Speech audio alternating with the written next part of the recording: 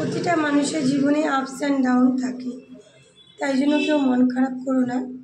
যারা যারা আমার মতো ছোট ছোট করে ভিডিও রিলস বানাও, তারা হয়তো অনেকে হতাশ হয়ে যাচ্ছ যে রিলসে ভিউজ হচ্ছে না, লাইক কমেন্ট কম পড়ছে। হতাশ হয়েও না, কারণ আমারও একই অবস্থা।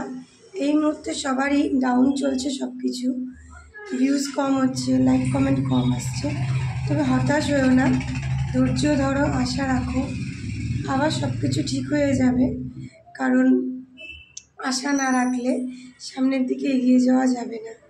তো আমারও একই প্রবলেম, সেম প্রবলেম, ভিউজ কম হচ্ছে, লাইক কমেন্ট কম আসছে।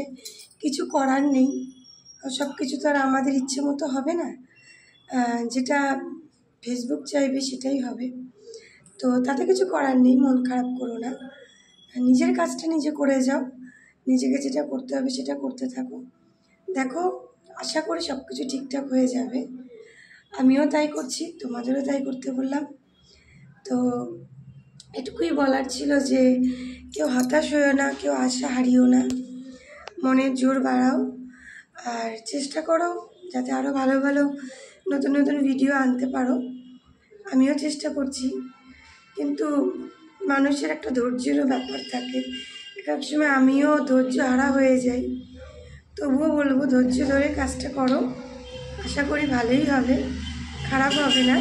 আর ফেসবুকের গাইডলাইন মেনে কাজ করো, দেখো আগামীতে ভালোই হবে। তো এটুকুই বলবার জন্য এসেছিলাম বন্ধুরা।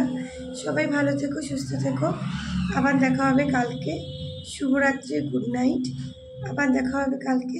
চলো, টাটা।